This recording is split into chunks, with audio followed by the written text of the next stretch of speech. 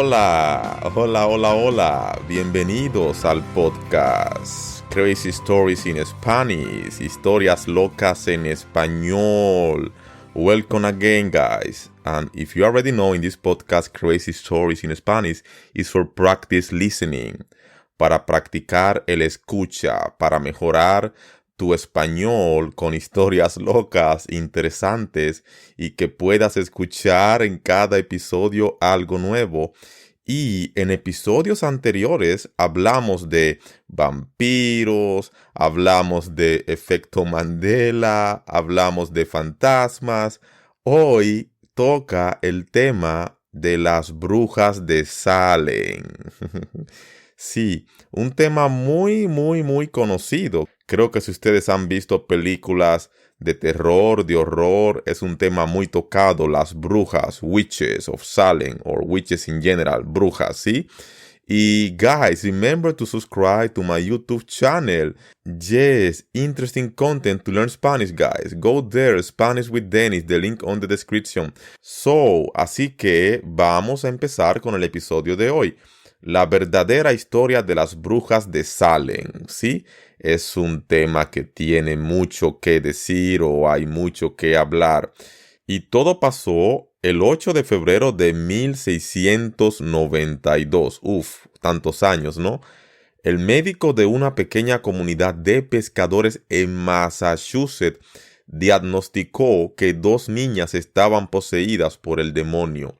Y a partir de allí se desató una verdadera caza de brujas que incluyó encarcelamientos, torturas, ejecuciones en la horca y un linchamiento, sí. Y es interesante porque hoy en día todavía se habla de este tema. Es un tema muy hablado, muy tocado y por eso debemos hablar de este tema. ¿Qué creen ustedes? Pues muchas personas dicen que este médico era un ignorante y que él diagnosticó esto de mala manera, que no debió hacerlo, porque eso fue lo que ocurrió con la caza de brujas que a finales del siglo XVII sacudió a Salem, una pequeña comunidad de pescadores de la colonia inglesa de Massachusetts, en lo que un siglo después serían los Estados Unidos, ¿sí? Y todo el mundo conoce esta fecha, el 8 de febrero de 1692, como la fecha en que todo esto pasó. El doctor William Griggs, quizás asustado por la importancia de los personajes o tal vez presionado por los intereses a los que temía, tuvo que buscar el origen de los extraños comportamientos de la hija y de la sobrina del líder espiritual de la ciudad, el reverendo Samuel Parris. Y ese día, después de revisar conscientemente a las 2 niñas, el doctor Griggs dictaminó con la autoridad que a los ojos de la comunidad le daba ser un hombre de ciencia, un hombre inteligente, un hombre que lo sabía todo. Y pues él dijo: no hay ningún problema físico que cause este comportamiento. No hay dudas de que se trata de la influencia directa del demonio. Dictaminó el hombre de la ciencia, el doctorcito.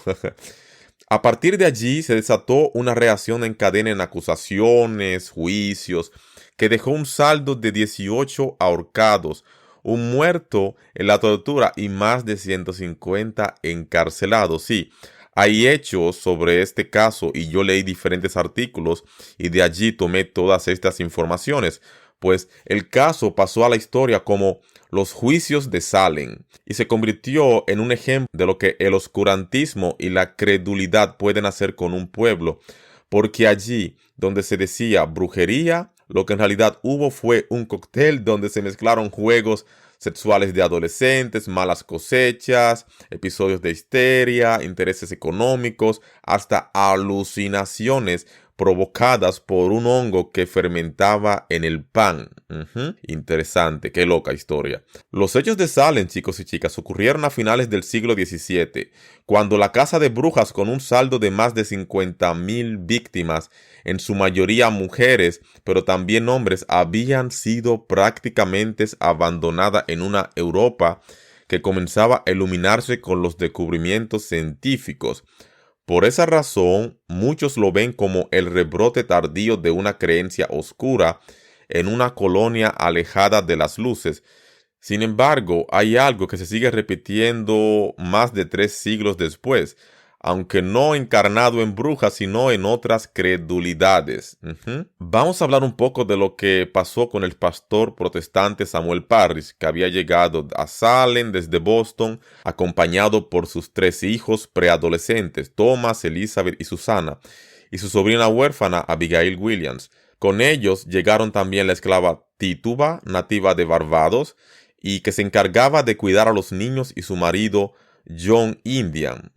Creo que hay fotos del asunto donde pueden ver este suceso, cómo se relatan. Creo que son retratos de alguien que lo ha dibujado. Hay ilustraciones de este siglo o del siglo XIX de la esclava Tituba en una habitación con 3 niñas puritanas. Pues resulta que esta mujer nacida en Barbados fue una de las primeras acusadas por brujería en los juicios de Salem.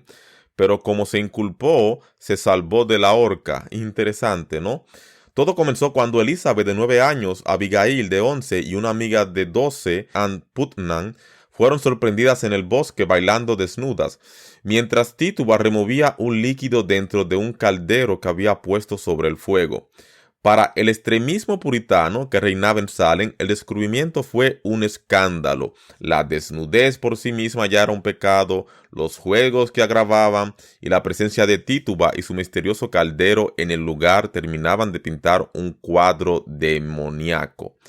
Más todavía cuando después de ese episodio las niñas empezaron a tener otros comportamientos extraños, tenían convulsiones, decían cosas sin sentido, pronunciaban palabras extrañas y tenían frecuentes episodios de llanto.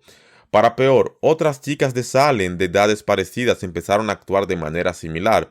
La primera pista que se trataba de una cosa de brujas llegó a la boca de Ann Putnam, que quizás para zafar de un castigo seguro les dijo a sus padres: «Luché contra una bruja que quería decapitarme». Sí, así dijo ella.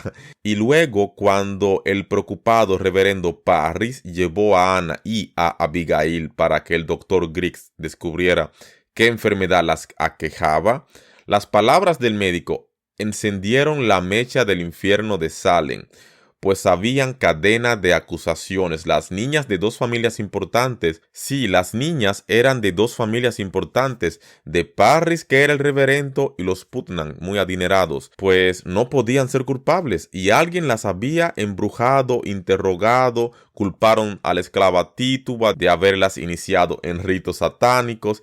También llegaron rumores de que había 2 brujas involucradas, una anciana a la que nadie quería en el pueblo, Sarah Osborne, y una indigente con el nombre de Sarah Good, que estaba embarazada y nadie sabía de quién. ¡Wow! Creo que este tema parece más una telenovela con tanto drama.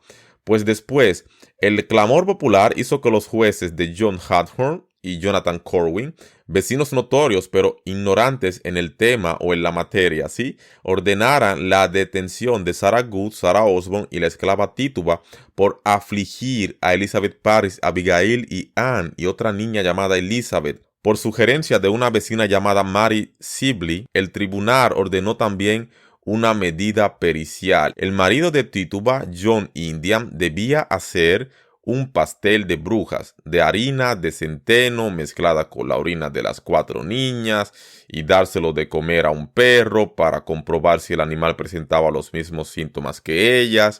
¡Qué loco, qué loco! El testimonio de Sibley sobre el comportamiento del perro fue admitido como prueba. ¿Pueden creer esto? Pues el juicio se remitía a una cuestión sencilla: si confesaban, salvarían sus vidas; si no confesaban, serían torturadas hasta que lo hicieran; y si aún así no lo hacían, serían ahorcadas. ¡Wow! ¡Qué fuerte!, ¿no? Pues la esclava Tituba eligió salvar el pellejo y contar la historia que los jueces querían oír. Aunque los detalles y las acusaciones fueran de su propia cosecha, «He visto al diablo en el bosque», decían ellas, o decía ella. A veces toma la forma de un hombre muy alto, de pelo negro, o de cerdo, o de perro. Sí, el pelo de perro o de cerdo y negro, decía ella, que veía un hombre allí en el bosque. Y después de esto dijo que estas niñas, Abigail, Betty, Sarah, estaban al servicio de Satanás y que han visto el nombre de otros vecinos en el libro del mal. Wow. Esto confesó ante los jueces en la sala colmada llena de público, todos escuchando las declaraciones. Pues Sarah Osborne, que estaba muy enferma, y su tocaya Good se mantuvieron firmes en su inocencia durante todo el proceso, pero Tituba no solo confesó, sino que las acusó de ser sus cómplices. O sea, ella decía que estas chicas eran sus cómplices. Wow. Interesante, novela. Habrá que hacer una novela sobre esto. Con su confesión, la esclava salvó su vida cambiando la pena de muerte por 1 año de cárcel. Pero su declaración condenó a Osborne y Good a la horca. Fueron ejecutadas, sí. Y luego hubo odios, revanchas, porque allí donde debió terminar todo, no fue así. Esto fue solo el principio, ya que los vecinos de Salem aprovecharon el juicio para saldar viejos odios y disputas económicas. Las primeras víctimas de esta segunda tanda fueron Martha Corey, otra mujer poco querida en el pueblo y que fue ahorcada, y su marido Giles, que también murió en una tortura. Y el relato de un sueño de una pequeña Ann Putnam ante los jueces provocó también la acusación contra el reverendo George Burroughs, el rival religioso del pastor Parris. Su espíritu aparece en mis sueños y dice que es el líder de los adoradores de Satanás, que mató a sus 2 primeras esposas y que embrujó a los soldados que combatían a los indios en las fronteras de Maine, contó Anne. Con esta única prueba en su contra, Burroughs fue ejecutado en la horca. ¿Pueden creer esto? Un pueblo lleno de odio, disputas, personas que se odian, que quieren que el otro muera, que lo torturen, que lo ahorquen. Se agarraban de cualquier cosa para culpar y luego eran ejecutados estos culpables, supuestos culpables. John Alden fue señalado como el hombre que, según la confesión de Tituba, le había entregado el libro del mal. Su destino fue también la horca. Oh, solo por esto. Y otra mujer, Rebecca Nurse, también fue acusada. El juez, que la conocía bien, la declaró inocente, pero el pueblo salió a la calle y le hizo torcer la decisión. Sí, la ahorcaron ese mismo día. ¿Pueden creer esto? El juicio también permitió cobrar una cuenta pendiente con Bridget, que había sido declarada inocente de brujería 12 años antes, pero fue acusada nuevamente y ahorcada. Estaban ahorcando a todos allí. Para los primeros meses de 1963, 1 año después de la confesión de la esclava Tituba, los acusados y enjuiciados llegaban casi a 200. ¿Pueden creer? 200 acusados, enjuiciados por brujería. Además de Gilly Corey, muerto en la tortura, 14 mujeres y otros 4 hombres fueron ejecutados en la horca. Alrededor de 150 vecinos de Salem estaban en prisión y otros 20 acusados lograron escapar antes de ser capturados. Wow, lo que pasó allí en este pueblo fue algo increíble, porque después habían trastornos, alucinaciones y las personas tenían traumas por esto. Hay varias películas, varios documentales sobre estos casos y yo he visto varios y créanme que es un tema muy interesante. Y hay personas que dicen que la histeria colectiva puede pasar de una persona a 3, a 30 y hasta 100 personas, ¿sí? Muchas personas. Que lo que se dice en estos tiempos cuando decían que alguien era bruja y trataban de demostrar, aunque fuera falso, fuera mentira, trataban de decir mentiras para culpar a personas que se tenían odios entre sí y era como venganza porque allí ahorcaban, torturaban, mataban. Y sí, es algo muy triste ver cómo un pueblo se destruía entre ellos mismos, sí. Y decían algunas teorías también que habían cuestiones de dinero, sobre las cuales podrían haber sido los factores desencadenantes del extraño comportamiento de las niñas de Salem, y explicar la verdadera caza de brujas, cacería de brujas. Podemos hacer un tema sobre cacería de brujas, porque hoy solo estamos hablando de la verdadera historia de las brujas de Salem, o sea, no estamos hablando de brujas o cacerías en sí, aunque hay cacerías y brujas, es otro tema aparte. Y pues decían allí que también habían hombres acusados de ser brujos, o sea, no solo eran brujas, pero también brujos. Y allí habían personas que no querían pagar impuestos, decían, y usaban estos pretextos para salirse de estas deudas, porque si tú culpabas a alguien o si descubrías a una bruja, entre comillas, pues les daban una recompensa por esto, y quizás era no pagar impuestos, quizás eran otros beneficios o cosas así. Y hay diferentes fotos, archivos de estos hechos. Se puede ver al reverendo George Burroughs acusado por brujería, encadenado durante el juicio. También hay diferentes fotos de las brujas, de las supuestas brujas, ¿da? Que eran las niñas. Sí. Y hay diferentes hechos después de estos de Salem que ocurrieron después. Por ejemplo, en 1703, una década después de los hechos de Salem, el tribunal del estado Massachusetts rechazó casi todas las pruebas presentadas durante los juicios de Salem. Y 3 años después, Ann Putnam pidió perdón a su iglesia y a las familias de quienes ayudó a morir en la horca. O sea, ella se disculpó y dijo: lo hice engañada por Satanás, dijo. En 1711, la justicia colonial ordenó pagar indemnizaciones a las familias de las víctimas del juicio, pues desde entonces los tribunales de la colonia rechazaron sin siquiera considerarlas todas las acusaciones de brujería o satanismo contra grupos o personas. Sí, esto es interesante porque en estos tiempos de brujas y brujos fueron reemplazados por otros supuestos agentes maléficos, ¿sí? Y por eso Arthur Miller escribió en 1950 su obra maestra, Las Brujas de Salem, para denunciar las persecuciones del senador Joseph McCarthy contra unos nuevos hechiceros del Averno, los comunistas. Interesante, ¿no? Interesante cómo los describen. Muy interesantes términos.